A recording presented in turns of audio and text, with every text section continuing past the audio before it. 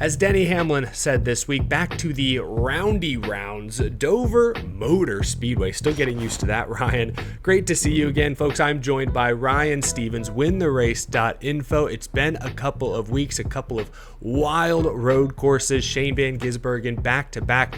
Suddenly we look up Ryan, and he's tied for the most wins in the Cup Series this season. A lot has changed since the last time we recorded one of these previews, but we're talking Dover today. I'll start here, Ryan.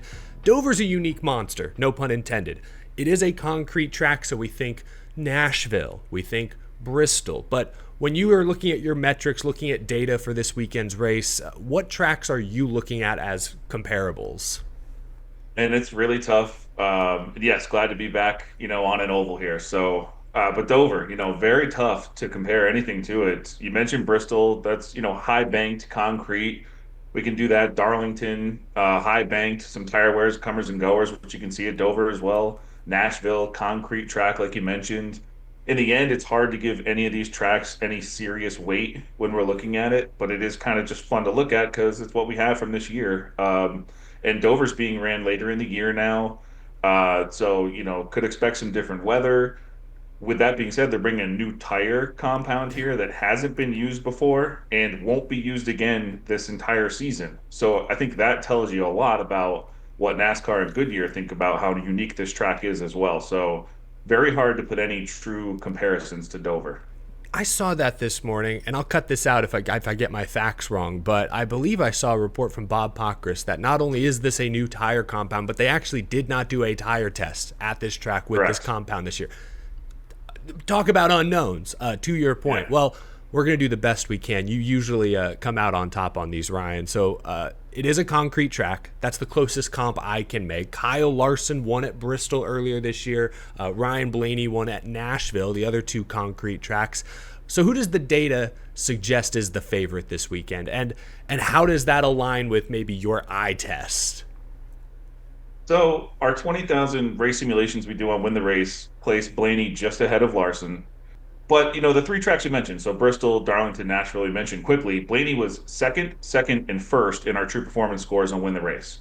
And passing the eye test, I think, Blaney and Larson are both going out pretty early in qualifying. So if they do not end up qualifying well and have to get through the field, I think the eye test and all the stats would tell us that Blaney has had no issue passing cars in this package all year long.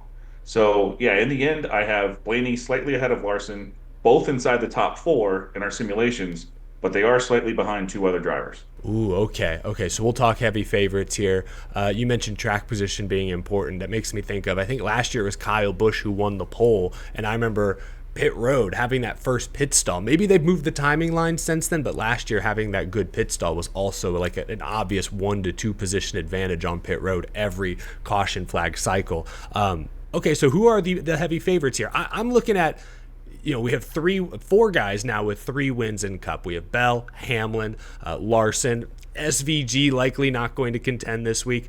I look at Denny Hamlin. That's who, if we're talking heavy favorites, that's who I have my eye on. He was second at Bristol, third at Nashville. He won Dover last year. I like Denny Hamlin to win this weekend. What say you?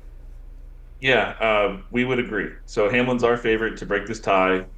Sooner than later, he's our favorite this week. We've had 10 races in this intermediate package in 2025, all different types of tracks. Denny has run over 60% of his laps inside the top 5. Wow. And he also has top 3 finishes in half of those 10 races, leading everyone. So it doesn't seem to matter what type of track they're racing on. When they get to this intermediate package that they run, Denny just shows up fast. And he's great in races that feature tire wear over longer runs. And I think with this new tire, we're all kind of hoping that's what we see. So, and even when they had a mistake, at least what I think was a mistake last year at Bristol when they brought the new tire in, Denny ended up dominating, winning that race. So, give me Denny here, and our simulations would agree. I like that idea. You're right. We don't know what the tire is going to do, but we know the direction NASCAR and Goodyear have been going is towards more tire wear, and I agree with you. I think that favors Denny Hamlin in particular. From the heavy favorites to the playoff bubble, we have I'll just rattle off some names. Chris Buescher's 34 points to the good. Alex Bowman plus 32. Bubba Wallace right on the cut line plus 3 points ahead of Ryan Preece. And then Kyle Busch has worked his way into the picture the past few weeks. He is 18th on the grid, minus 37. There are some unknowns this week, although Dover is not really known for producing surprise winners. So of those 5 I just mentioned, right around the playoff bubble, who do you see having a huge points day on Sunday? When I look at everything we have, I'd have to go with either Buescher or Bowman. Buescher, because of his consistency, he is the 4th best average finish in the 10 races in this package. Bowman doesn't have the finishes, but he's been really fast in this package, and he has great form at Dover. So he's more of a form type play, kind of a horse for the course type thing. How he stands out there is obvious. I mean, top 5s in 5 of his last 7 races here, including a win in 2021. And even when he didn't race in 2023, the 48 car went out and finished top 10 with Josh Berry driving. So I expect this team to show up with a car fully capable to at least top 10 here, maybe better. That's a great point. I forgot about all of the top 5 finishes Alex Bowman has pulled out of a hat here at Dover Motor Speedway. Ryan, you do your speed reads every week on wintherace.info, which is a great snapshot of not only the favorites, but also what drivers may have value depending on what fans might be playing on their own time. So I want to end this with sort of a who's the value pick, who's a good dark horse pick.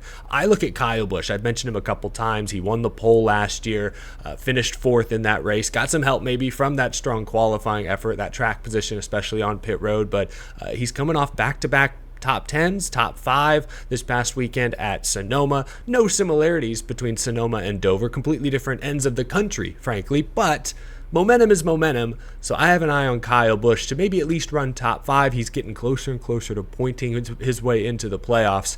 Who's a dark horse or somebody that you have your eye on this Sunday? Yeah, I like the Kyle Busch pick too. And they could be like, if it does turn into some strategy with tires or something like that, you could see that team take a swing. And if it ends up working out for him, could get a really great finish. Or if they just show up insanely fast like they did here last year. So or he spins out on his one. own like he does every other week. That there's always that risk too.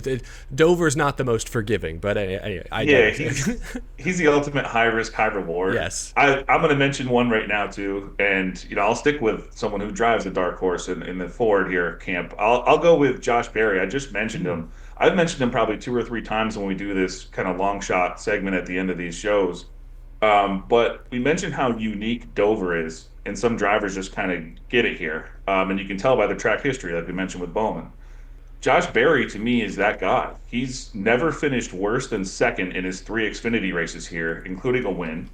In his Gen 7 Cup starts, we mentioned he finished 10th in Bowman's ride in 2023. Last year, he started 12th, finished 14th in a Stuart Haas car. Now we get to 2025. He already has a win in this package. Again, Vegas is not like this, but nice to see, talk about guys like Hamlin. They show up anywhere in this package. They're just fast. Well, so with Barry, I started looking at the tracks that we were mentioning, Bristol, Darlington, Nashville, just to kind of get a look at what he's done. Darlington, I had forgotten until I looked this up. That was a race where he raced up to like 6th place. I think he finished stage 2 and then had trouble, didn't get a good finish there. Bristol, a respectable 12th place finish. Nashville, another one, not a good finish. So that's that boomer bust we're talking about, the high risk, high reward. But raced his way up, finished 9th in stage 2 at Nashville. So he's there, just didn't get the finishes. So I don't know, I might be looking at like maybe a top 10 or something like that for Barry. But, he's proven with a little correct strategy here, he could do a lot better. So yeah, I'd say I'll take Josh Berry here for like the long shot dark horse of the race. Yeah, the numbers you just rattled off, very convincing. I think we both picked high risk, high reward guys, because like you said, Barry, for as fast as he's been in this package, they have struggled to put together full races. I just looked this up. It's been 8 races since his last top 10. He's had some speed, but Josh Berry has not had any good finishes really since his win at Las Vegas all the way back at the beginning of the year. But Dover, they say that talk about this in football sometimes, get right games. This could be a get right race for Josh Berry ahead of their push to the postseason. Ryan, awesome stuff. Good to have you back. Feels like we didn't miss a beat. I know it'd been a few weeks. I hope you've had a good summer break. Where can fans find more of your work? I know it's wintherace.info, but I guess I'm transitioning into talking about the draft that you and your friends do every Wednesday night. Yeah, Wednesday night, myself, Tino, Phil, we're gonna draft a driver from every team. We do another big three pick, which is another pick from Penske, HMS, JGR. Do a wild card pick. We use real NASCAR scoring. The winner gets to pick a charity that Win the Race will donate to, so it's all for a great cause. Free to watch. It's on YouTube, and then we put it out in podcast form on Spotify, podcasts, all that good stuff the following day. So it's Wednesday nights, 8:30 p.m. Eastern. I appreciate you letting us plug that on here. Very, very nice of you. And Oh, hopefully the absolutely. people, one thing that I'll say, the feedback that we get from it, I think it's a really good race preview for the weekend because people say they use it for DFS, for anything, just whatever they're doing, their fantasy leagues, kind of really gets them in tune with their picks and one and dones, all that stuff. So check it out. A lot of stats on there. Yeah, absolutely. And that YouTube link is down in the description. Depending on when this comes out, you may have to listen to the Spotify version of the Dover episode, but going into next week, for sure, be sure to check out the draft Wednesday night. Good stuff, Ryan. I really appreciate your time, and we'll talk again very soon. Have a great weekend. Thank you. Enjoy the race this weekend.